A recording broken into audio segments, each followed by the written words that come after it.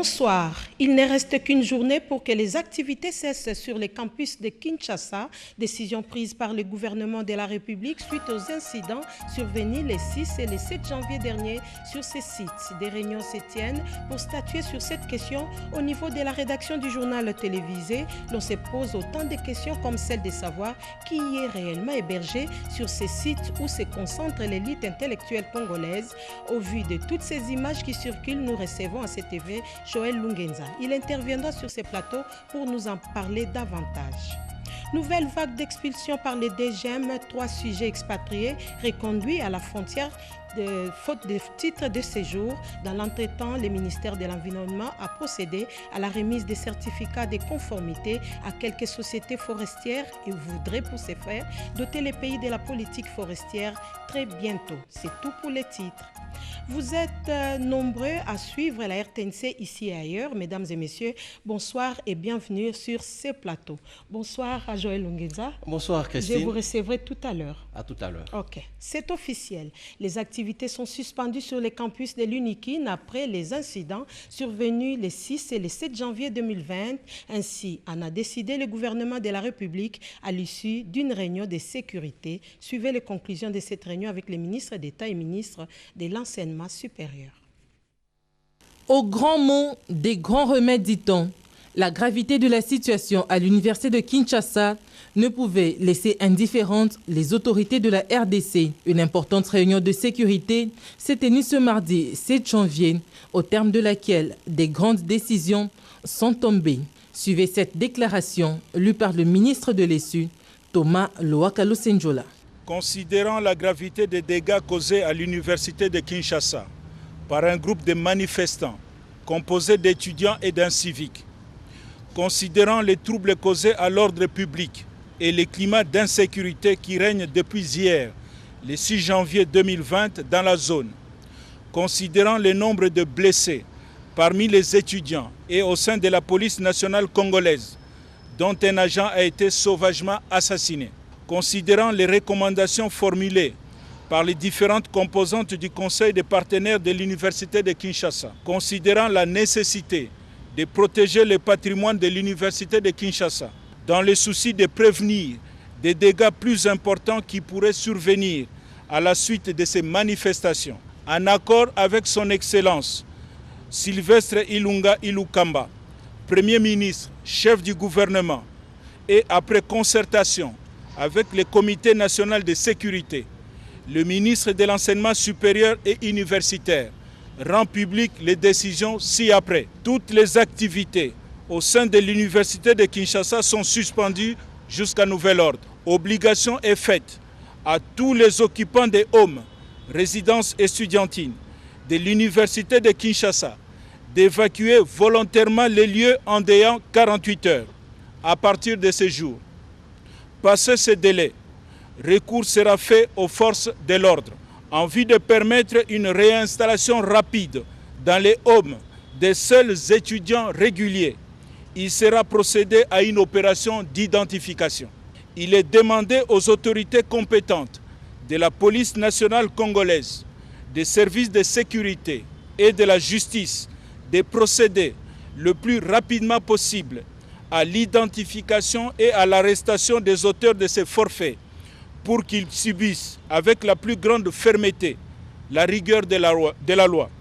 Le comité de gestion de l'Université de Kinshasa est instruit de collaborer à l'application de ces mesures. Pour toujours chercher à éclairer quelques questions restées suspendues dans notre mental, nous recevons, comme annoncé, Joël Lungenza, journaliste à la RTNC, avec qui nous allons tabler sur cette situation survenue à l'UNIKIN. Bonsoir Joël. Bonsoir. Nous avions suivi tous les événements malheureux survenus sur les campus de Kinshasa, des journées de troubles, casse par-ci, casse par-là, des gaz lacrymogènes pour maîtriser la situation. Bref, tout est parti de l'augmentation des frais académiques. Au vu de tout ce que l'on a vécu, Joël, peut-on savoir, Joël, qui réellement est hébergé sur les sites de l'Université de Kinshasa?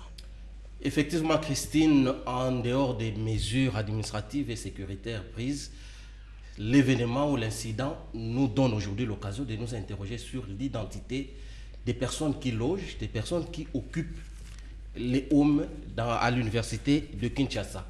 En premier lieu, Christine, nous avons des étudiants réguliers qui sont inscrits régulièrement, les étudiants qui sont régulièrement logés dans les homes et reconnus par l'administration de l'université de Kinshasa. Il y a une autre catégorie des sous-logés. Ceux-là, ils ne sont pas forcément reconnus par l'administration de l'université de Kinshasa, mais ils logent, ils sont là. Soit c'est un arrangement entre quelqu'un qui est logé, qui le prend comme ça, mais sans que les autorités administratives de l'université sachent qu'il est logé là-bas. Et ceux-là, ils peuvent être des étudiants, ou ils sont aussi des non-étudiants. Il y a autre catégorie dans les jargons, l'argot de l'université de Kinshasa, on appelle les moineaux. Oui. Ceux qui viennent de l'extérieur, ils ne sont pas étudiants ou administratifs, mais ils viennent pour de petits métiers. Soit la lessive ou bien faire la cuisine pour les étudiants. Ceux-là aussi, ils fréquentent les homes de l'université de Kinshasa. Il y a une autre catégorie, quand vous allez dans les caves des homes, vous retrouvez les administratifs, certains administratifs, et certains même, on dira certains assistants, avec leur famille, qui logent, qui sont là, et parmi les membres de famille, il y en a qui sont déjà majeurs. Il n'y a pas de personnes extérieures aussi. Voilà, qui sont des grandes personnes. Des personnes extérieures mariées qui habitent aussi là-bas. Exactement, des personnes extérieures mariées, par exemple, des anciens étudiants qui ont fini déjà l'université, mais qui continuent à occuper encore certaines chambres. Et la dernière catégorie, nous dirons, Christine, il y a ceux qui habitent les quartiers environnants. Les quartiers Tchad, Livouloum, Banzalemba, Kindele, eux aussi, ils passent leur temps à venir là-bas. Et voilà, il y a de quoi se demander lors des manifestations si seulement ce sont les étudiants qui commettent les actes ou bien les autres catégories interviennent également.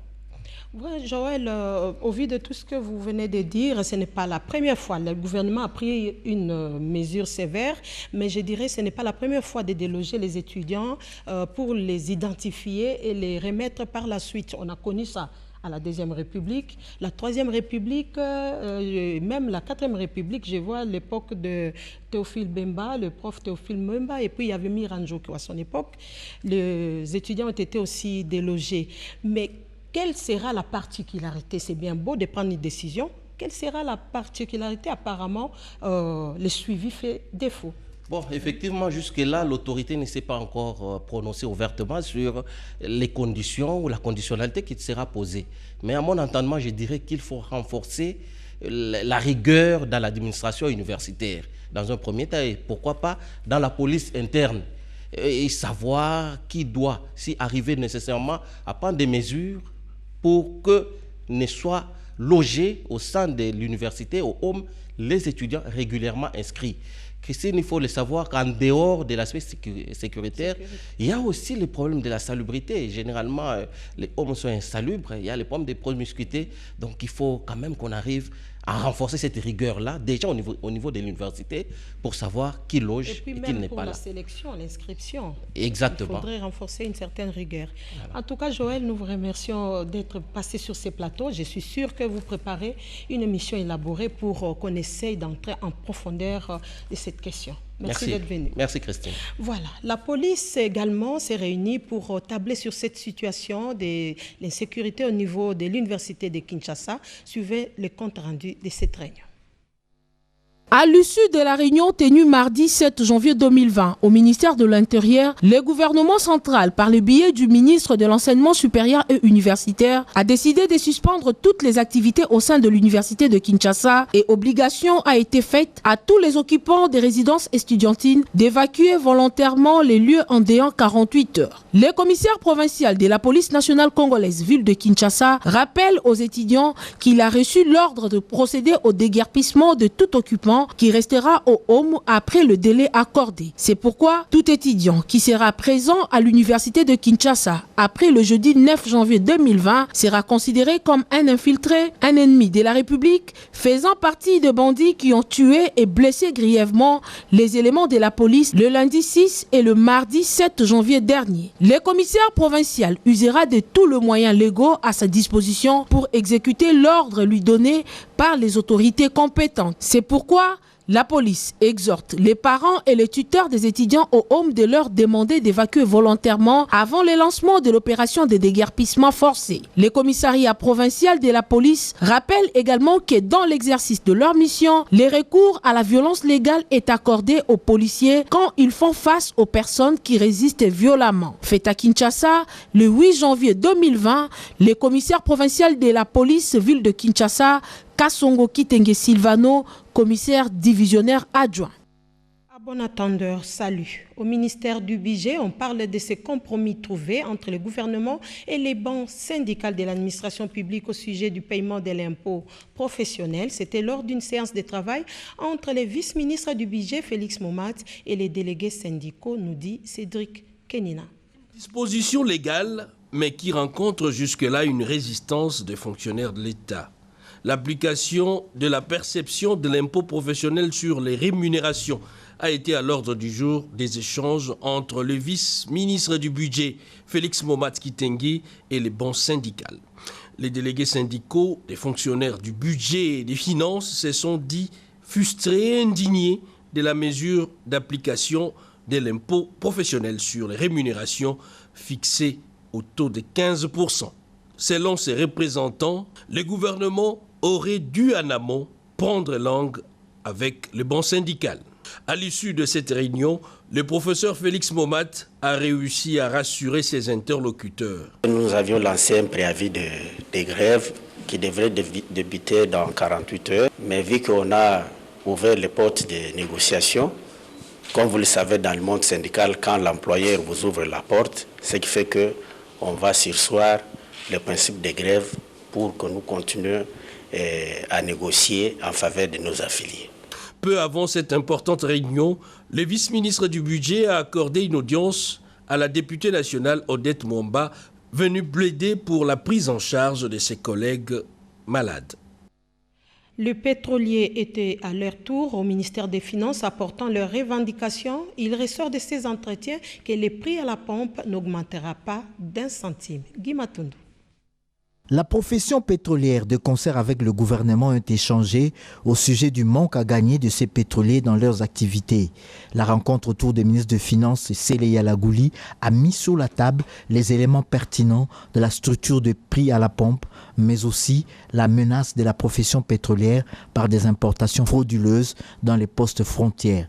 Toutefois, le ministre a rassuré que le prix à la pompe ne sera pas revu à la hausse. Il a également promis l'implication de l'exécutif face aux différentes revendications. Au regard d'un certain nombre d'éléments, ils encourent ce qu'ils appellent des manques à gagner que l'État doit rembourser, reconnaître et donc rembourser. À mon arrivée et avec le programme que nous avons avec le Fonds monétaire, disons que le gouvernement était dans un mécanisme de compensation de ces manques à gagner avec certains droits.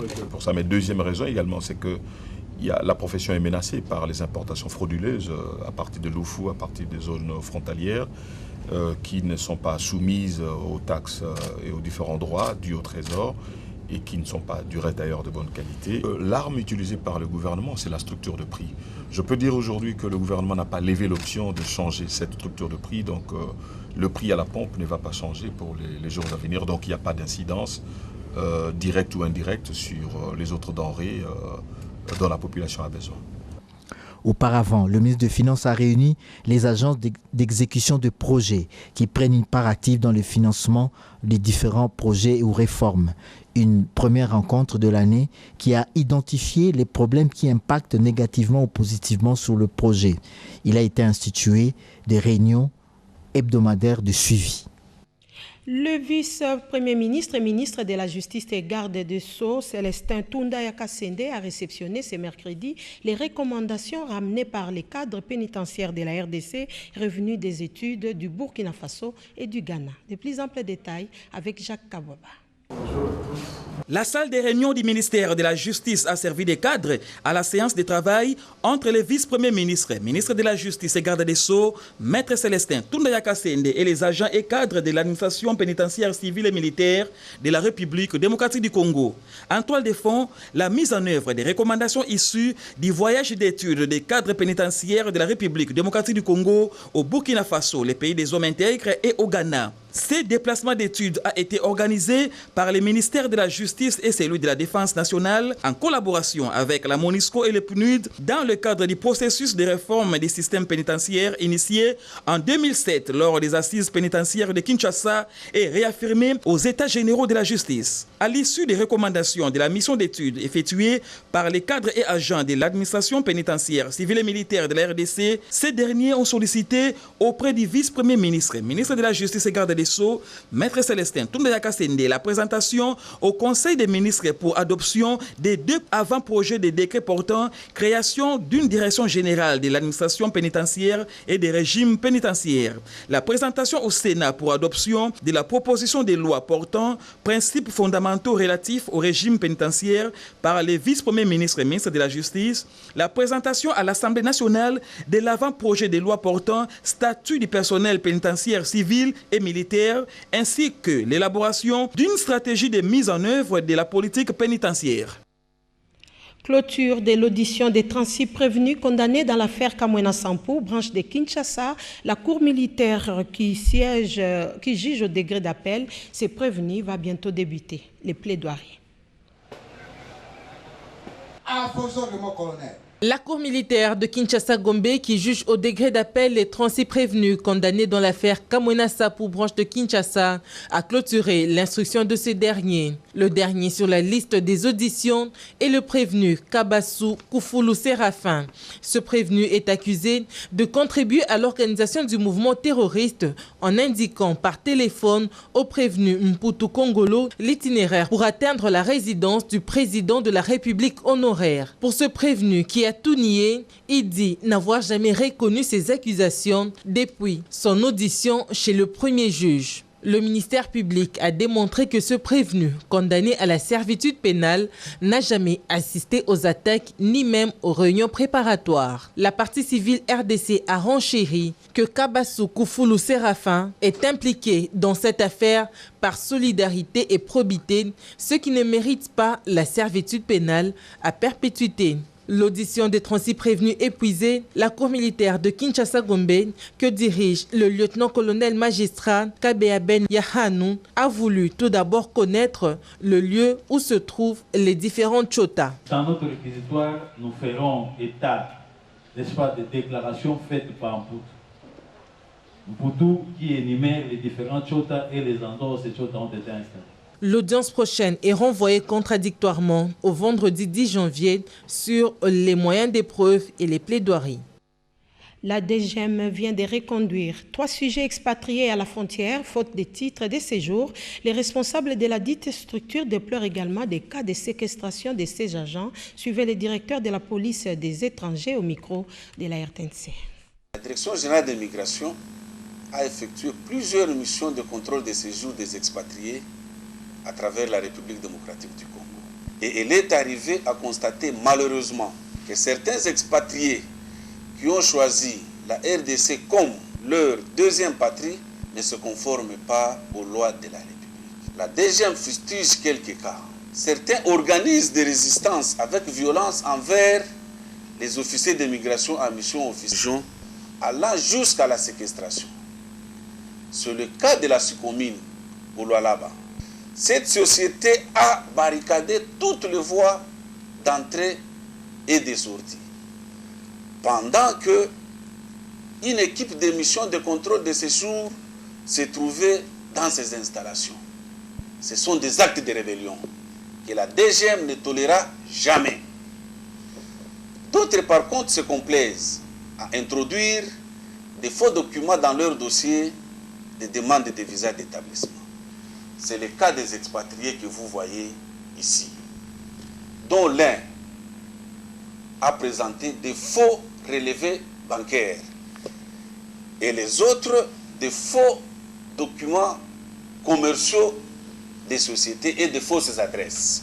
D'autres, par contre, s'associent à des compatriotes congolais qui usent des trafics d'influence pour faire obstruction à la mission de la DGM sur terrain. Des cartes AIPES remis aux journalistes sportifs de Kinshasa, cérémonie présidée par les ministres d'État et ministre de la Communication et Médias, Jolino Makelele. De presse étant un outil important pour l'identification du journaliste dans le cadre de la facilitation de l'exercice de sa profession, c'est ce qu'explique la remise ce mercredi 8 janvier de la carte AIPES pour l'année 2020-2021. Pour cette année, la particularité est que le ministre des Communications et Médias a honoré les journalistes sportifs de sa présence, puis a personnellement procédé à la remise de ces cartes internationales. Satisfait de la volonté des professionnels de la presse de se munir de cette identité internationale, Jolino Makelele Diampovesa n'a pas manqué de mots. Je suis heureux de me retrouver ici à l'invitation de Goka International qui a pris la bonne initiative de couronner les mérites dont vous faites preuve à l'occasion de vos prestations. Et ce que j'ai compris, cette carte est comme une sorte de sésame qui vous permet d'ouvrir certaines portes qui vous étaient fermées jusque-là. Et c'est aussi un honneur que de savoir que demain, pour ceux qui auront l'occasion, la chance de se prélasser à gauche, à droite, dans différents pays, ils seront reconnus, ils seront pris en compte, ils seront pris au sérieux, parce qu'ils auront été reconnus comme étant des véritables hommes de presse ou femmes de presse venant de la République démocratique du Congo. Un compromis vient d'être trouvé entre l'Assemblée provinciale de Kinshasa et la RTNC sur la part de la redevance que prendra la Radio-Télévision nationale congolaise. Partie de l'esplanade de la tour administrative de la Radio-Télévision nationale congolaise, le banc syndical et la délégation syndicale de ces médias publics audiovisuels sont allés à la rencontre de l'honorable président de l'Assemblée provinciale de Kinshasa. En toute responsabilité, l'honorable président Godin Poy s'est résolu de retourner dans son cabinet en vue de mettre les deux parties en présence et accorder le violon sur des questions de demande sociale. Ayant bien cerné le tenant et les aboutissants du dossier, la sagesse mise à profit par le président de l'organe délibérant de Kinshasa permet à toutes les parties de fumer le calumet de la paix. À cet effet, il a rassuré le personnel de la RTNC quant à la participation de ses délégués à toutes les opérations techniques jusqu'à la répartition en bonne et due forme. L'information qu'on peut transmettre à nos amis de la RTNC, qui sont des Kinoises et Kinois, c'est que leurs droits seront défendus et garantis par leurs élus. Il y a eu une difficulté technique avec les différentes banques. Ce que je peux demander aux amis de la RTNC, c'est de prendre leur mal en patience. Juste après cette réunion, nous allons continuer avec les ministres des Finances parce que nous devons avoir une commission dans laquelle siégeront toutes les parties ayant intérêt dans cette affaire. Nous allons associer les banquiers. Et pour cela, ça peut prendre quelques jours. La seule garantie que je peux vous donner, c'est que ce qui vous revient, vous l'aurez. Mais comme il y a des aspects techniques qu'il faut vider avec la banque, nous y travaillons avec les ministres des Finances. Pour parvenir à obtenir cet argent au niveau des banques, il y a une procédure. Donc nous ne pouvons pas dire que, comme nous venons d'arriver, nous devons rejeter en bloc tous les engagements qui ont été pris par nos prédécesseurs. Nous sommes de ceux qui pensent que la RTNC, c'est l'hérisome du réseau communicationnel en RDC. C'est la seule chaîne qu'on peut suivre avec ses enfants sans être inquiété moralement. Ils peuvent compter sur nous et nous allons faire tout ce qui est à notre pouvoir pour que cette affaire soit réglée. Le décaissement de l'argent de l'État obéit à une certaine logique. Nous allons vous associer à cette démarche pour que le tout se passe dans la grande transparence. Je sais que vous n'avez pas eu le poulet, mais je vous présente quand même le meilleur. Ce n'est qu'une partie remise. Tout compte fait, la bataille de la délégation syndicale avec l'appui de l'employeur est une réussite. Pari gagné, il est recommandé au personnel de la RTNC d'observer 2 semaines pour palper les retombées de la redevance tant attendue depuis 2014. Vous avez là reconnu la voix de Luxon Kabala. Au total, 7 sociétés forestières viennent de recevoir leur certificat auprès du ministre de l'Environnement et du Développement durable, Claude Nyamugabo. Ces derniers comptent aussi doter la RDC de sa politique forestière d'ici la fin de cette année. Lopez Kakouba. Parmi les sociétés bénéficiaires de ces certificats, il y a Sodefort, Forabola, CFT, Folac, Cibois, Bakri Bois Corporation et Bego Congo. De plus, le ministre de l'Environnement et Développement durable, Maître Claude Nyamugabo Baziboué, a manifesté son ambition de doter la RDC d'une politique forestière d'ici la fin du premier trimestre de cette année. En présence de la vice-ministre Madame Jeanne Ilunga Zaina, cette remise des certificats s'est faite saluer par le président de la Fédération des industriels du bois, Gabriel Mola-Motia. Donc le plan d'aménagement est justement ce document qui nous permet de gérer la concession forestière d'une manière rationnelle en divisant la concession en séries, et ça nous permet aussi d'affecter les différents espaces au niveau de notre concession forestière. Aujourd'hui, pour bien travailler, il faut avoir ce tableau de bord, cet outil de gestion qu'est le plan d'aménagement, afin de ne pas tomber dans l'illégalité, dans l'exploitation, si vous voulez, hasardeuse de la ressource forestière. Ce 8 janvier 2020, le ministre de l'Environnement, Claude Nyamugabo Baziboué, a félicité ces 7 sociétés qui, par ces certificats, se conforment au Code forestier congolais publié en 2002. Nous avons voulu que les exploitants forestiers sachent que nous sommes avec eux, comme nous sommes engagés à améliorer la gouvernance forestière dans notre pays. Nous suivons le travail que vous faites et nous voudrons vous féliciter pour ce que vous avez fait. Parce que ce certificat signifie que vous vous êtes conformés à notre code forestier. Rendons-nous dans la province du Kwango où le ministre Jonathan Bialoussouka a communié avec sa base précisément à Kenge, l'appelant à l'unité. Une arrivée aux allures d'une fête populaire, car cette liesse exprime bien l'attachement de la ville de Kenge à son digne fils Jonathan Bialoussouka Wata, ministre de la Pêche et l'Élevage. Du péage de Bachongo au secteur de Bukangalonzo, les populations se sont amassées le long de la route pour saluer ces leaders qui incarnent bien la nouvelle génération des politiques dans le Kwango. Pour dire vrai, l'accueil était simplement impressionnant.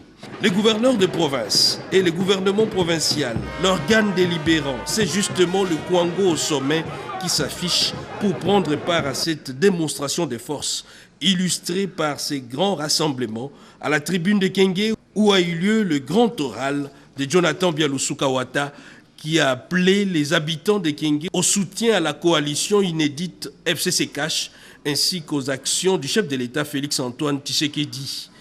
Des remerciements également de Kwangolaises et Kwangolais à l'autorité morale du FCC, Joseph Kabila Kabange, pour la promotion de certains cadres de cette province au poste de prise de décision. Et pour finir, l'appel à l'unité pour enfin parachever l'œuvre de développement de la province du Kwango. À la population du Kwango de soutenir la coalition FCC Cash, de soutenir les chefs de l'État dans ses actions. Donc nous avons amené un message de soutien aux institutions, un message de soutien à leurs fils qui sont aussi au gouvernement. Et le Kwango doit se décoller d'abord avec la volonté des fils et filles du Kwango. Et cela ne peut avoir lieu que si nous sommes dans l'unité, si nous sommes dans la cohésion. Sur place à Kenge, le ministre de la Pêche et l'Élevage a prêté une oreille attentive aux doléances des forces vives, en notant dans le moindre détail les difficultés rencontrées. De Kenge, rendons-nous au Katanga où on vient de construire un nouveau siège pour l'AFDC allié, parti cher au ministre de l'Emploi Néné Ilunga Nkulu. La cérémonie inaugurale a eu lieu le week-end dernier à Lubumbashi. Oscar Mbal pour les commentaires. La province du Haut-Katanga vient de se doter d'un nouveau siège fédéral du regroupement politique AFDC et alliés. Une acquisition du haut cadre de la fédération provinciale, le docteur Joseph Nsambi Boulanda, ministre provincial de la Santé, qui s'est impliqué selon les orientations et visions de l'autorité morale, le docteur Néné Nkulu Ilunga.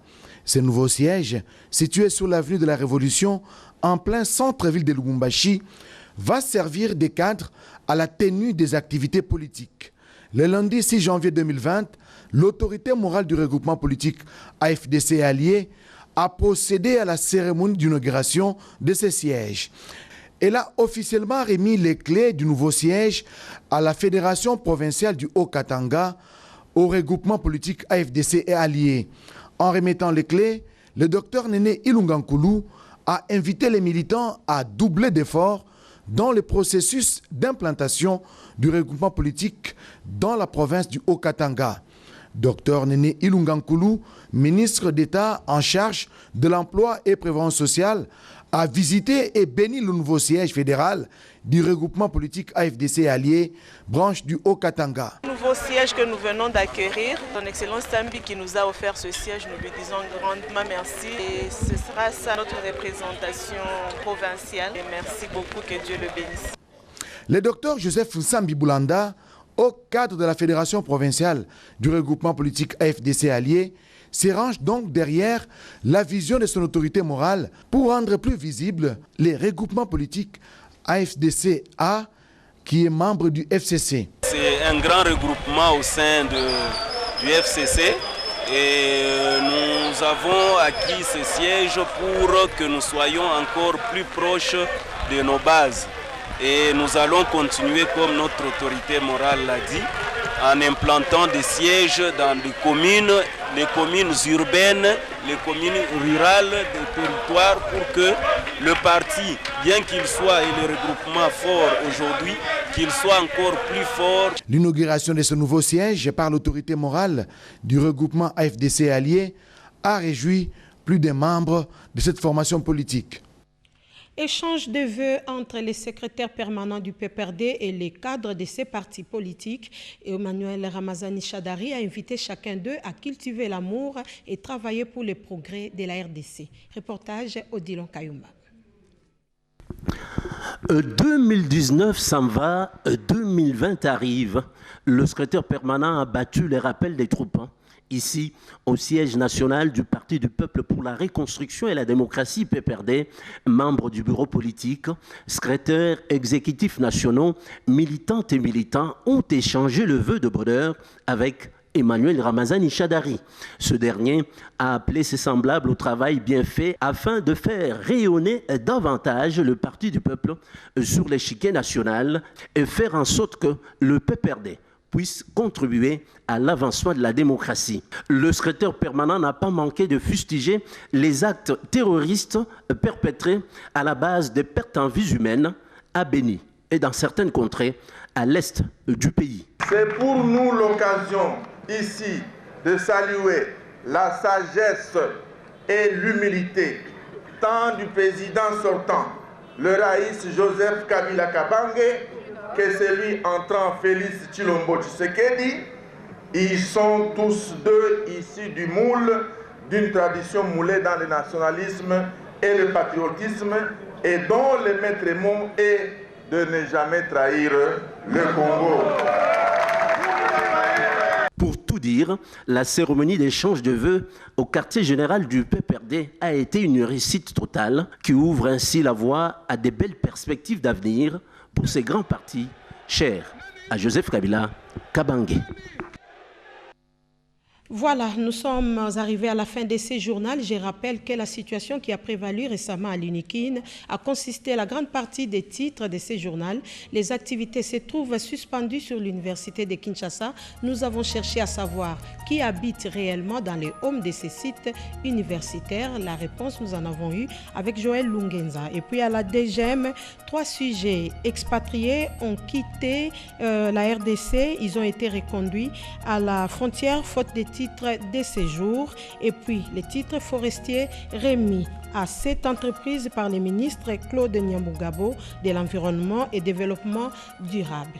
De partout, vous avez suivi ce journal. Merci, mesdames, messieurs, de l'attention accordée à cette édition. Merci à Mami Kadima pour sa rédaction. Retrouvez les informations à 22h avec Eurydice Kitutu. En attendant, ne zappez pas, restez branchés sur la RTNC. À très bientôt.